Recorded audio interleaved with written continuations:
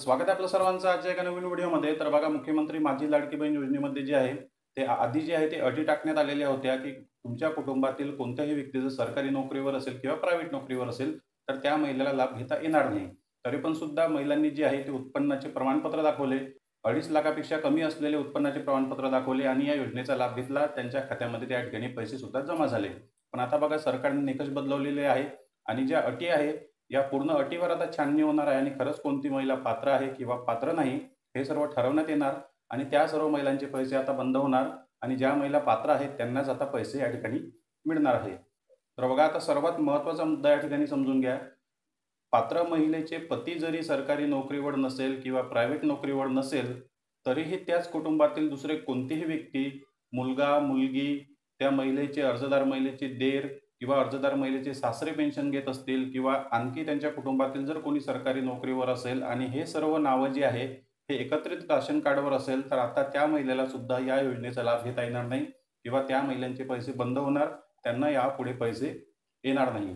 तर आता बघा, जरी तुमचं कुटुंब जे आहे राशन कार्डमध्ये 10 ते 15 नावं असेल आणि तुम्ही जर वेगवेगळे राहत असाल आणि तुम्ही म्हणाल, की आम्ही वेगवेगळे राहतो, आमचं कुटुंब वेगळं आहे आणि आम्हाला या योजनेचा लाभ मिळाला पाहिजे, कारण अर्जदार महिलेचे जे पती आहे, ते सरकारी नोकरीवर नाहीत, पण बाकी नातेवाईक आहे.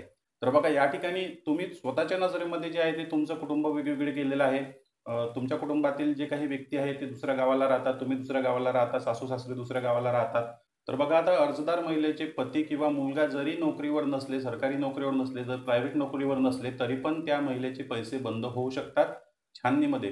कारण तुम्हाला वाटत असेल, की कुटुंबातील दुसरा व्यक्ती जो आहे ते नोकरीवर आहे, पण ते दुसऱ्या ठिकाणी राहतात, दुसऱ्या गावी राहतात किंवा सासू-सासरे जे आहेत ते गावी राहतात, दुसऱ्या ठिकाणी राहतात, आम्ही दुसऱ्या ठिकाणी राहतो, आमचा पत्ता वेगळा आहे.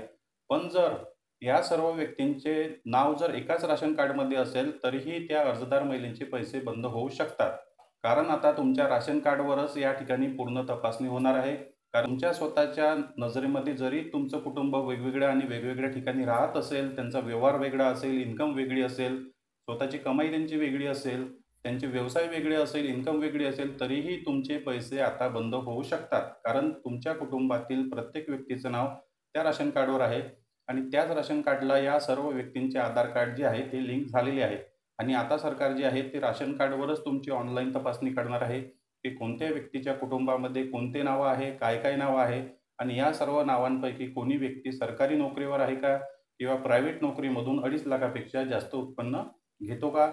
किंवा त्यांचा कोणता मोठा असा व्यवसाय आहे का, की जे 2.5 लाखापेक्षा त्या व्यवसायातून, उद्योगधंद्यामधून त्यांना 2.5 लाखापेक्षा जास्त उत्पन्न होते. तर बघा, आता अर्जदार महिलेच्या कुटुंबामध्ये म्हणजे ज्या ठिकाणी तुम्ही राहता, अर्जदार महिलेचा पती किंवा मुलगा हे एकत्रित उत्पन्न जरी 2.5 लाख होत नसेल, पण त्यांच्या कुटुंबातील इतर व्यक्ती जे आहे ते सरकारी नोकरीवर असतील किंवा प्रायव्हेट नोकरीवर असेल, पण त्यांचे मोठे उद्योगधंदे असेल आणि त्या सर्वांचं नाव जे आहे ते तुमच्या राशन कार्डमध्ये अजूनही असेल, तर आता तुमच्या राशन कार्डवरच व्हेरिफिकेशन होणार आहे. आणि पण जरी तुम्ही तुमच्या नजरेमध्ये एकत्र कुटुंब असाल, पण तुमच्या राशन कार्डच्या हिशोबाने तुमच्या राशन कार्डवर तुम्ही सरकारसाठी जे आहे ते संयुक्त कुटुंब आहे, म्हणजे एकच कुटुंब आहे. त्यामुळे तुम्ही वेगवेगळे जरी राहत असाल, कुटुंबापासून अलग राहत असाल, वेगळं घर बांधलं असेल, दुसऱ्या ठिकाणी राहत असाल, तरीही तुम्ही एकच कुटुंब आहे आणि त्यामुळे बघा, जे काही उत्पन्न तयार होईल ते तुमच्या कुटुंबाचे उत्पन्न 2.5 लाखापेक्षा जास्त होईल आणि जेव्हा व्हेरिफिकेशन तुमच्या राशन कार्डवर येईल, तेव्हा तुमच्या राशन कार्डला तुमच्या कुटुंबातील प्रत्येक व्यक्तीचं जे आहे ते आधार कार्ड लिंक आहे. त्यानंतर आधार कार्डला त्या सर्व व्यक्तींचे पॅन कार्ड लिंक आहे. बँक अकाउंटमध्ये पूर्ण डिटेल्स आहे.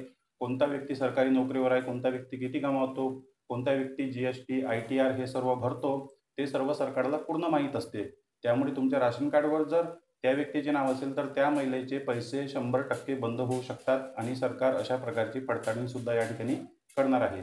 त्याचप्रमाणे बघा, जे सरकारी व्यक्ती आहे ते आय-टी-आर भरतात, इन्कम टॅक्स भरतात. त्यांना इन्कम टॅक्ससुद्धा भरावा लागतो. प्रायव्हेट नोकरी असेल, उद्योगधंदे असेल आणि त्यामधून जर इन्कम जास्त होत असेल, त्यामधून सुद्धा जी-एस-टी, आय-टी-आर, इन्कम टॅक्स या ठिकाणी भरावा लागतो.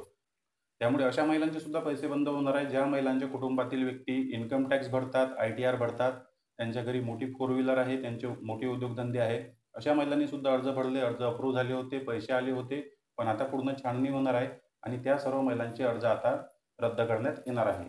तर बघा, आता यावर उपाय काय आहे? तर यावर उपाय एकच आहे, की तुम्हाला तुमचं वेगळं राशन कार्ड बनवावं लागेल किंवा त्या व्यक्तींचं नाव तुम्हाला तुमच्या राशन कार्डमधून काढावं लागेल आणि त्यांना त्यांचं स्वतंत्र राशन कार्ड बनवावं लागेल.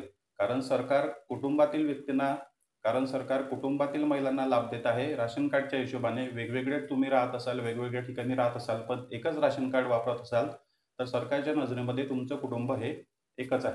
तर बघा अशा प्रकारे सुद्धा सरकार आता छाननीमधून अटी जी आहे ते बाहेर काढत आहे आणि अशा प्रकारे सुद्धा महिलांचे अर्ज या ठिकाणी रद्द करत आहे. जर आपल्याला व्हिडिओ आवडला तर व्हिडिओला लाईक आणि चॅनलला सबस्क्राईब नक्की करा. भेटूया नेक्स्ट व्हिडिओमध्ये.